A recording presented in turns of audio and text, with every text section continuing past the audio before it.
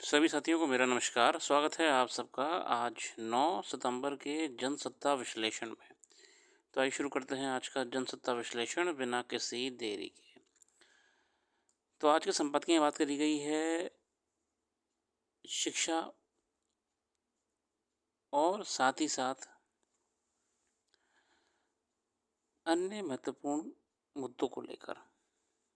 शुरू करते हैं हौसले की जीत से, जिसमें अंतर्राष्ट्रीय हॉकी में जो भारत ने फिर से अपना परचम लहराया है कई सालों बाद, एक बेहतर प्रदर्शन दिखाया है। उसको लेके बताया गया है कितनी खुशी की बात है भारतीय खेल जगत के लिए, भारतीय हॉकी खिलाड़ियों के लिए। तो मैं इसमें ज़्यादा नहीं जाऊँगा। अ, अगला है राहत के बरकस। ये जो आर्थिक सुधार हाल ही में करे गए थे सरकार द्वारा, उनको लेकर है। अब सरकार की ओर से हाल ही में माल एवं सेवा कर जीएसटी की दरों में कटौती के ऐलान से माना जा रहा था कि इससे हम आम लोग को महंगाई से थोड़ी राहत मिलेगी, उनके पास पैसों की बचत होगी, जिससे वह अन्य ज़रूरी वस्तुएं जुटाने पर खर्च कर सकेंगे। मगर इससे पहले कि जीएसटी की नई दरें लागू होती, लोग जेब पर एक और शुल्क का बोझ पड़ गया। ऑनलाइन माध्यम से भोजन की आपूर्ति करने वाली कुछ कंपनियों ने अपने मंच शुल्क में बढ़ोतरी कर दी है, यानी कि प्लेटफॉर्म फीस, यानी ऑनलाइन भोजन मंगवाना महंगा हो जाएगा। माना जा रहा है कि 22 सितंबर से आपूर्ति शुल्क पर 18% जीएसटी लागू होने पर ऑनलाइन भोजन मंगाने पर खर्च और बढ़ सकता है। ऐसे में सवाल भी अहम हो गया है कि सरकार ने जीएसटी सुधारों के तहत जो कदम उठाए हैं, क्या वास्तव में इसका लाभ उपभोक्ताओं को मिल पाएगा या नहीं। हालांकि रिफॉर्म सरकार ने करे हैं, कई उत्पादों पर जनता को राहत मिल रही है। ये नया मुद्दा उठा है ऑनलाइन फूड डिलीवरी एप्लीकेशंस को लेकर। जैसे कि हम जानते हैं कि food delivery application Zomato, Swiggy etcetera etcetera वर्तमान में हमारे जीवन का बहुत महत्वपूर्ण महत्वपूर्ण अंग बन चुकी हैं, और दिनचर्या को कहीं न कहीं इन एप्लीकेशंस ने आसान भी कर दिया है। अब लोगों को समस्या नहीं होती कि खाना खाने के लिए कि रेस्टोरेंट में जाना पड़े। वो अपने पसंदीदा रेस्टोरेंट से अपने घर या ऑफ़िस में मँगवा सकते हैं, और ये क्षेत्र लगभग बहुत बहुत तेज़ी से बढ़ रहा है, बढ़ चुका है। अब इतने ज़्यादा यूज़र्स डिपेंडेंट हो चुके हैं फूड डिलीवरी एप्लीकेशंस के ऊपर अपने खाने को लेके, भोजन को लेके, कि प्लेटफ़ॉर्म फ़ीस में इंक्रीमेंट होना कहीं न कहीं उनके पर्स पे बोझ डालेगा। खबरों के मुताबिक ऑनलाइन बुकिंग के माध्यम से भोजन परोसने वाली मुख्य कंपनी ने चुनिंदा बाज़ारों में अपना मंच शुल्क जीएसटी सहित ₹15 कर दिया है। इसकी एक अन्य प्रतिनिधि हिंदी कंपनी ने भी अपना मंच शुल्क बढ़ाकर ₹12.50 कर दिया। प्लेटफ़ॉर्म फ़ीस यानी कि बढ़ा दी है।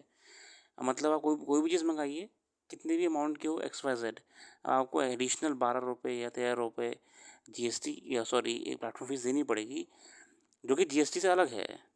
क्योंकि कंपनी पे भी गवर्नमेंट चार्ज कर रही है ना, तो कंपनी तो आपसे निकालेगी। अब भोजन आपूर्ति कारोबार से जुड़े विशेषज्ञों का ये भी मानना है कि 22 सितंबर से जब आपूर्ति शुल्क पर 18% जीएसटी लागू हो जाएगा, तो उपयोगकर्ता पर प्रति डॉलर ऑर्डर लगभग ₹2 से लेकर ₹2.50 ज़्यादा तक अतिरिक्त बोझ पड़ सकता है। तो ये और एक अपने आप में बर्डन पड़ेगा। इसी को लेकर कई बातें करी गई यहाँ पे।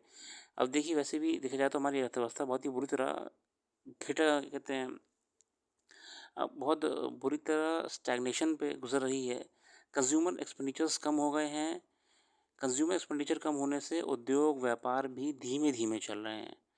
अब ऐसे में अगर ये भी बोझ पड़ेगा, तो शायद लोग धीरे-धीरे कुछ तो अन्य रास्ते निकालेंगे भोजन प्राप्त करने के। या फिर शायद इस चीज़ को देखते हुए रेस्टोरेंट्स या होटल्स डायरेक्ट डिलीवरी शुरू कर दें, हो सकता है। क्योंकि देखिए, ये चीज़ कंज़्यूमर मार्केट का बहुत ही सिंपल नियम है, ज़रा सा भी अमाउंट प्राइस ऊपर-नीचे होता है, तो वो प्रोडक्ट की सेल पे भारी असर देखने को मिलता है। और ये कहीं न कहीं एक पूरा जो सेक्टर चल रहा होता है, फाइनेंस का, एम्प्लॉयमेंट का, सैलरीज़ का, अ, लोगों के जीवन पे बहुत असर डालता है, और देश पे भी, अर्थव्यवस्था पर भी। किसी भी क्षेत्र पे अगर शुल्क लगाकर उत्पादों की कीमत बढ़ाई जाएगी, तो अल्टीमेटली उसका नुकसान होता है। और ये देखा भी गया है कि मार्केट में सेल परचेज़ कम हुई हैं। ऑटोमोबाइल सेक्टर आप देख लीजिए।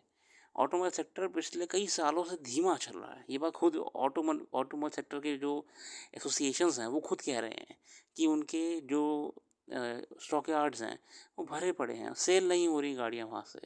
क्योंकि ऑलरेडी कार्स महँगी होती हैं, उसके ऊपर से एडिशनल तमाम प्रकार के सरकार जीएसटी लेवी कर रही है, सरचार्जेस लेवी कर रही है, जिससे लोग कहीं न कहीं डिसअपॉइंट हो रहे हैं। और कार सेल्स में क्या होता है, ज़रा से भी अमाउंट ऊपर नीचे होने पे गाड़ी सेल होगी या नहीं होगी ये तय हो जाता है।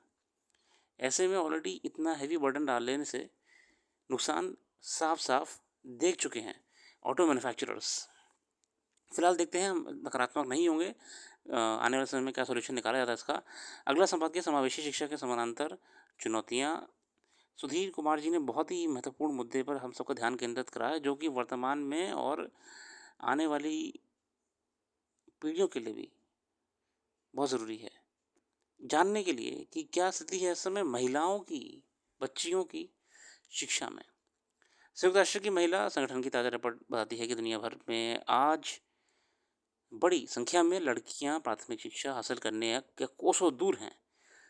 यह अत्यंत चिंताजनक है कि वर्ष 15 में जहां शिक्षा से संवंचित लड़कियों की संख्या 1.24 करोड़ थी, वहीं 10 वर्ष बाद इसमें 26 लाख की बढ़ोतरी दर्ज की गई है। मतलब 10 साल बाद भी मात्र 26 लाख की बढ़ोतरी की गई है। मतलब अभी भी महिलाएं जो हैं, बच्चियां जो हैं, वो एजुकेशन में एनरोल नहीं हो पाई हैं। और ये डेटा वर्ल्ड का है, विश्व का है। ये जो अभाव है लड़कियों को कहीं ना कहीं शिक्षा से दूर करने के लिए मजबूर हो रहे हैं। शिक्षा के सार्वभौमिकरण में लैंगिक विषमता ने बड़ी रुकावट पैदा की है। जिन लड़कियों को पढ़ लिख कर घर, समाज और देश बदलाव का वाहक बनना था, उनका एक बड़ा हिस्सा घर की चौखट लांग कर प्राथमिक विद्यालय तक भी नहीं पहुंच पा रहा है। और ये अपने आप में बहुत हसास बात है कि शिक्षा, हम उच्च शिक्षा की क्या ही बात करें या माध्यमिक शिक्षा की क्या ही बात करें, लड़कियां प्राथमिक शिक्षा के दरवाजे तक नहीं पहुंच पा रही हैं, जो कि बहुत ही नीचे लेवल पे होता है। ऐसे परिदृश्य वर्ष 2030 तक संयुक्त राष्ट्र का शिक्षा में व्याप्त लैंगिक असमानताओं को समाप्त करने तथा सतत विकास लक्ष्य 1530 के अंतर्गत समावेशी और गुणवत्तापूर्ण शिक्षा के प्रसार का लक्ष्य हासिल करना चुनौतीपूर्ण हो सकता है। अब ये कहीं ना कहीं चैलेंज है कि जो SDGs हैं, आपके सस्टेनेबल डेवलपमेंट गोल्स हैं, वो कैसे अचीव होंगे जब टारगेट्स अभी तक पूरे ही नहीं हो पाए हैं। शिक्षा के प्रति व्याप्त सामाजिक रूढ़ियाँ ना केवल स्त्रियों को शिक्षा से वंचित कर रही हैं, बल्कि उनके अधिकारों और अवसरों को भी सीमित कर रही हैं। इसे विडम्बना ही कहेंगे कि वैश्विक लक्ष्यों के निर्धारण में मौजूद शिक्षा में लैंगिक भेदभाव को समाप्त करने की दिशा में दुनिया की प्रगति संतोषजनक नहीं है। और ये स्थिति विश्व की हो रही है इस समय। बालिकाओं की शिक्षा से जोड़ने के लिए भारत में भी ठोस प्रयासों की जरूरत है। पिछले जनगणना 11 के अनुसार आंकड़ों में उत्तर प्रदेश में पुरुष और महिला सुरक्षितता के बीच बड़ी खाई है। पुरुषों की साक्षरता दर 82.14% के मुकाबले महिलाओं में ये आंकड़ा 65% है। देखिए ना आप, साक्षरता दर में भी कितना बड़ा अंतर है कि जहाँ पुरुष 82 पे हैं, वहीं महिला 65 पे हैं। अच्छा, इसके अलावा भी तो चलिए हम बात कर रहे हैं 2011 के सेंसस के हिसाब से। कोई लेटेस्ट डेटा है क्या? हाँ, लेटेस्ट डेटा है। वो है यूटाइस पोर्टल का। यूटाइस पोर्टल हाल ही में शुरू करा गया है, एजुकेशन पोर्टल है, जिसमें सारे प्राथमिक विद्यालय, माध्यमिक विद्यालय, इन सब में स्कूल एनरोलमेंट डेटा फीड करा जाता है टीचर्स के द्वारा। इससे क्या होता है कि पता लग जाता है, डेमोग्राफी पता लग जाती है कि किस क्षेत्र में कितने स्कूल्स हैं, उन स्कूल्स में कितने बच्चे हैं, उन स्कूल्स में कितने लड़के हैं, कितनी लड़कियां हैं। और इस पूरे डेटा से यूडाइस पोर्टल में डाल के एक लॉन्ग टर्म इन्वेंट्री, एक लॉन्ग टर्म रिकॉर्ड क्रिएट हो रहा है एजुकेशन का, जिससे हम अच्छी तरीके से पता लगा सकते हैं कि क्या स्थिति है पूरे पूरे क्षेत्र की। आप इसके बारे में जान सकते हैं कि कैसे अभी इस पोर्टल से सरकार को और आसानी हुई है ये पता लगाने में कि कितने स्कूलों में कितने बच्चे हैं, कितने बच्चे कितने सालों में एनरोल रहे हैं। अब यूडाइस पोर्टल की रिपोर्ट आती है, इस अंतर भेदभाव को उजागर करती है रिपोर्ट के अनुसार देश के विद्यालयों में अध्ययनरत लड़कों की संख्या जहां 12 करोड़ है, वहीं लड़कियों की संख्या 11 करोड़ है। दोनों की उपस्थिति में 94 लाख का अंतर यह बताने के लिए काफ़ी है कि लड़कियों की शिक्षा के प्रति समाज में अभी भी समान अवसर और जागरूकता की कमी बनी हुई है। तो ये भी यूडाइस पोर्टल जो कि लेटेस्ट डेटा दे रहा है आपको, उसमें भी हमें डिफरेंस देखने को मिला 94 लैक्स का। लड़कों के मुकाबले लड़कियों की शिक्षा तक कम पहुंच के पीछे कई कारक उदाहरण हैं, जिनके निराकरण के बगैर शिक्षा क्षेत्र में लैंगिक समानता स्थापित नहीं की जा सकती। शिक्षा एक मौलिक अधिकार है जो बच्चों को सुरक्षित भविष्य बनाने की नींव प्रदान करता है। शिक्षा के प्रसार में किसी भी तरह का भेदभाव स्वीकार नहीं किया जा सकता है, क्योंकि ये भेदभाव न केवल लड़कियों को शिक्षण अवसरों तक पहुँचाने से रोकता है, बल्कि उनके जीवन और भविष्य को भी प्रभावित करता है। और बात यहाँ पर शिक्षा की नहीं हो रही है बस, बात यहाँ पे कॉपी किताब कलम की नहीं हो रही है, बात यहाँ पे हो रही है इससे बहुत आगे वाले विजन की, एक राष्ट्र निर्माण की विजन की बात हो रही है यहाँ पे, क्योंकि यही बच्चियाँ जो हैं, लड़कियाँ हैं, यही आगे जाके इस देश के नागरिक के रूप में योगदान देने के एलिजिबल होंगे। जब बड़े हो जाएंगे, उस काबिल हो जाएंगी देश में और बेहतर योगदान दे सकें। मगर जब वो उस उम्र तक पहुँचेंगे, जब वो देश की बागडोर को संभाल सकें, वहाँ पे जब शिक्षित ही नहीं होंगे, जब एक बेसिक, बहुत ही प्राथमिक साक्षरता ही नहीं होगी, क्वालिफिकेशंस ही नहीं होंगी, तो कैसे योगदान दे पाएंगे। जॉब्स मार्केट में अगर इक्वल रिप्रेजेंटेशन नहीं होगा मेल और फीमेल का, तो हम कैसे कल को भविष्य में कह पाएंगे कि हमारी जो देश है वहाँ पे जेंडर इक्वालिटी है। तो ये भले ही अभी हमें यहाँ तक लग रहा था कि हम बात शिक्षा की कर रहे हैं, कॉपी किताब कलम की कर रहे हैं, स्कूल की कर रहे हैं, प्राथमिक स्कूल की कर रहे हैं, जो कि क्षेत्रीय लेवल पे होता है, ग्रामीण लेवल पे होता है। नहीं, आप असल में प्राथमिक स्कूल से ही देश की बात कर रहे हैं, जो कि आने वाले 50-60 साल में देखने को मिलेगा, क्योंकि यही वो युवा होंगे जो आगे जाके देश को चलाएंगे। जो आज प्राथमिक विद्यालयों में ही एनरोल नहीं हो पा रहे हैं, क्या उनको वह अवसर मिल पाएंगे जो और लोग को मिल रहे हैं, जो कि अच्छी शिक्षा पा रहे हैं। तो यही जो असमानता है ना, ये असमानता चिंतित करने वाली है, जिसकी शुरुआत प्राथमिक विद्यालयों से ही हो चुकी है। और जो बड़ी बड़ी बातें करी जाती हैं नीतियों में,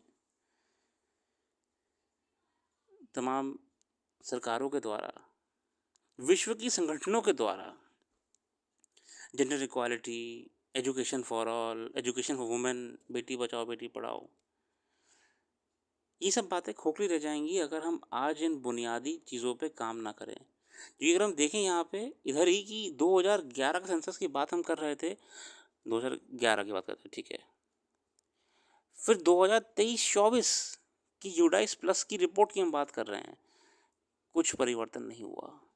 वो जो गैप है, भले ही एनरोलमेंट में इंक्रीमेंट हुआ है बच्चों के, मगर जो गैप है वो उतना ही बड़ा है, आज भी उतना ही बड़ा गैप है। ये है चिंता की बात। जितने भी हम बड़ी पॉलिसीज़ बनाएंगे जेंडर इक्वालिटी को लेके, सस्टेनेबल डेवलपमेंट गोल्स की बात करेंगे, अंतर्राष्ट्रीय संगठन यूएन, ये बहुत ही बुनियादी स्तर पर रुकावट है कि बच्चे का एनरोलमेंट ही ना हुआ हो प्राथमिक शिक्षा में। अच्छा, इसके पीछे कई कारण हैं, सोसाइटी के भी कुछ कारण हैं, प्रैक्टिसेस हैं। आज भी कई घरों में लड़कियों को शिक्षा उन्हें आत्मनिर्भर बनाने के लिए नहीं, बल्कि अच्छे घरों में विवाह कराने के लिए दिलाई जाती है। देखिए, कुछ बहुत ही सोसाइटी में आज भी पुरानी चीज़ें बसी हुई हैं, बैठी हुई हैं। इस परंपरागत सोच को बदले बिना बेटियां की शिक्षा सुनिश्चित कर नहीं किया सकती। बाल विवाह भी लड़कियों की शिक्षा की दिशा में बड़ा बाधक साबित हुआ है। कम उम्र में विवाह न सिर्फ उनके अधिकारों का हनन करता है, बल्कि उनके शारीरिक और मानसिक स्वास्थ्य को भी प्रभावित करता है। घरेलू जिम्मेदारियों का बोझ का असर पढ़ाई पर पड़ता है और इससे बचपन एवं भविष्य दोनों बर्बादी की मुहाने पर चले जाते हैं। प्राथमिक स्तर की शिक्षा के बाद हर वर्ष स्कूल में रहने से लड़कियों की अल्पायु में शादी होने की संभावना घट रही है। हालांकि दुनिया में बाल विवाह उन्मूलन की जो रफ्तार है, उसके हिसाब से उससे पूरी तरह समाप्त फिलहाल ना पहले संभव नहीं हुआ। हिंसा में लड़कियों की शिक्षा की एक बड़ी बाधा है। हिंसा भी जो उन्हें स्कूल जाने, प्रभावी ढंग से सीखने और अपनी शिक्षा पूरी करने की उनकी क्षमता को प्रभावित करती है। स्कूलों में शारीरिक दंड, यौन दुर्व्यवहार, अपमानजनक टिप्पणियाँ, मारपीट और साथियों के व्यवसायकों द्वारा मनोवैज्ञानिक तरीके से परेशान करना भी इसके आम स्वरूप हैं। देखिए, ये भी समस्या है। कभी-कभी तो लगता है कि समाज ही नहीं चाह रहा है कि लड़कियाँ पढ़ें। स्कूलों में आधारभूत संरचना का अभाव भी शिक्षा में लैंगिक भेदभाव को कायम रखने के लिए जिम्मेदार है। राइस प्लस की रिपोर्ट के अनुसार देश में 3% सरकारी विद्यालयों में आज भी बालिका शौचालय की उपलब्धता नहीं है। किसी भी देश के सर्वांगीण विकास का आकलन इस बात से भी किया जा सकता है कि वहाँ लड़कियों की शैक्षिक संस्थानों तक पहुँच कितनी सुलभ और प्रभावी है। देख रहे हैं आप, हम हमारा स्ट्रगल यहाँ पे कोई मिडवे नहीं है। हमारा स्ट्रगल तो यहाँ पे मात्र एंट्री पॉइंट पे ही है। जब किसी चीज़ की शुरुआत हुई नहीं है तो आप उस आगे के रिजल्ट की क्या ही बात कर सकते हैं जो फ्यूचर में आप एक्सपेक्ट कर रहे हैं। शिक्षा लड़कियों के लिए आर्थिक अवसरों को दरवाज़ा खोलती है और उन्हें स्वावलंबी बनाती है। संयुक्त राष्ट्र की महिला संगठन का कहना है कि एक लड़की का स्कूल में बताया कि प्रत्येक अतिरिक्त वर्ष वयस्क होने पर उसकी आय में 20% तक की वृद्धि कर सकता है। अगर बच्ची शिक्षित होगी तो आगे आने वाले जीवन, जो मैंने आपको बताया ना कि आगे आगे जाके यही वो नागरिक बनेंगे जो देश में योगदान देंगे अपना। मगर जब वो उस उम्र में जाके बड़े हो जाएंगे, जब इस देश की बागडोर संभालने के काबिल होंगे, तब वो अगर वो काबिल ही नहीं होंगे या उनके पास वो स्किल सेट नहीं होगा तो क्या ही योगदान दे पाएंगे। यही बात यहाँ पे कही गई है कि अगर एक लड़की स्कूल में एनरोल होती है, कोई बच्ची, तो उसकी आने वाले जीवन में उसकी आय में 20% तक की वृद्धि कर सकती है अपने आप। मतलब स्किल सेट से, शिक्षा से, नॉलेज से, क्वालिफिकेशन से वो अपने कहीं ना कहीं क्वालिटी में, एम्प्लॉयमेंट क्वालिटी में इन्हांसमेंट कर सकते हैं बच्चे। यही लोग होंगे जो आगे जाके देश को चलाएंगे। हमें इस कथन पर गंभीरता से गौर करना चाहिए कि यदि एक पुरुष को शिक्षित करते हैं तो आप एक व्यक्ति को शिक्षित करते हैं, लेकिन आप एक महिला को शिक्षित करते हैं तो एक पूरे परिवार को शिक्षित करते हैं। शिक्षा की उपलब्धता में लैंगिक भेदभाव को समाप्त करने के लिए परिवार स्तर पर ठोस प्रयत्न करने की आवश्यकता है। जब तक बेटे बेटियों में भेदभाव को बंधन नहीं किया जाएगा तो लड़कियों के लिए शिक्षा की राह आसान नहीं होगी। सामाजिक स्तर से शुरू होना पड़ेगा। सामाजिक स्तर से जब अकाउंटेबिलिटी हो जाएगी, अपने आप देखिएगा सरकारों को भी दबाव में आकर काम करना पड़ेगा। हालांकि शिक्षा से सभी स्तरों पर लैंगिक अंतर कम करने के लिए देश संस्थागत सभी स्तरों पर लैंगिक अंतर को कम करने के लिए प्रयास किए जा रहे हैं। कस्तूरबा गांधी बालिका आवासीय विद्यालय की स्थापना जहां प्रखंड स्तर पर की गई है, वहीं जिले में स्थापित नवोदय विद्यालयों में लड़कियों के लिए 25% सीटों के आरक्षण की व्यवस्था की गई है। शिक्षा नीति 2020 में निहित कोष शिक्षा में व्याप्त लैंगिक विषमता को खत्म करने में मील का पत्थर साबित हो सकता है। इस कोष का इस्तेमाल समान शिक्षा की राह में विद्यमान भेदभावों को समाप्त करने के लिए किया जाना चाहिए। इस कोष के जरिए जिन क्षेत्रों में कम काम किया जाएगा, उनमें स्कूलों में लड़कियों को की 100% भागीदारी सुनिश्चित करना, शिक्षा के सभी स्तरों पर शैक्षिक उपलब्धि में लैंगिक अंतर को कम करना और समाज में लैंगिक समानता के लिए वैचारिक बदलाव लाना, लड़कियों के नेतृत्व की क्षमता विकसित करना और नागरिक समाज के विवाद में सुधार करना भी शामिल है। बिल्कुल सरकार प्रयास कर रही है, होना भी चाहिए, और बिल्कुल ऐसी धनराशि या ऐसे कोष का इस्तेमाल सामाजिक विकास में और शिक्षा के और बेहतर विकास में करी जानी चाहिए। मुख्य बुनियादी ज़रूरतों को पहले पूरा करने का टारगेट होना चाहिए सरकारों का। एजुकेशन की बेसिक रिक्वायरमेंट जो होनी चाहिए, अच्छा स्कूल इंफ्रास्ट्रक्चर, अच्छी फैकल्टीज़, टीचर्स, उसके बाद अकाउंटेबिलिटी पेरेंट्स की। मैं सिर्फ टीचर्स को नहीं कह रहा हूँ, उसमें पेरेंट्स की भी अकाउंटेबिलिटी होनी चाहिए, समाज की। जैसे कि हमारे संपादकीय में सुधीर कुमार जी ने कहा है अंत में कि ये समाज की भी जिम्मेदारी, उससे पहले तो पेरेंट्स की जिम्मेदारी है। जब चीज़ें अपने आप ग्राउंड लेवल पे, समाज ही जब विलिंग हो जाएगा कि हमें पढ़ाना है, तो सरकार भी कहीं ना कहीं झुक जाएंगी और उसकी तरफ प्रयास करेंगी। बहुत बढ़िया संपादकीय लगा शिक्षा को लेके, वो भी कैसे बालिकाओं के एक सुनहरे भविष्य में शिक्षा का योगदान है। और अगर हम आज प्राथमिक स्तर से ये अवसर उनको नहीं दे रहे हैं तो हम अपराधी हैं। हम अपराधी हैं उनके भविष्य के, उनके भविष्य को खराब करने के अपराधी हैं हम। फिलहाल इसी के साथ आज के लिए रखते हैं। अपना कीमती समय देने के लिए बहुत बहुत धन्यवाद। कल फिर आएंगे नई वीडियो से जुड़े रहिए। अच्छा लगे तो आप वेबसाइट को भी ज़रूर विजिट करिएगा, उसका लिंक डिस्क्रिप्शन में मौजूद है। डिटेल में करंट अफेयर्स आपको वहाँ पे देखने को मिल जाएगी। धन्यवाद।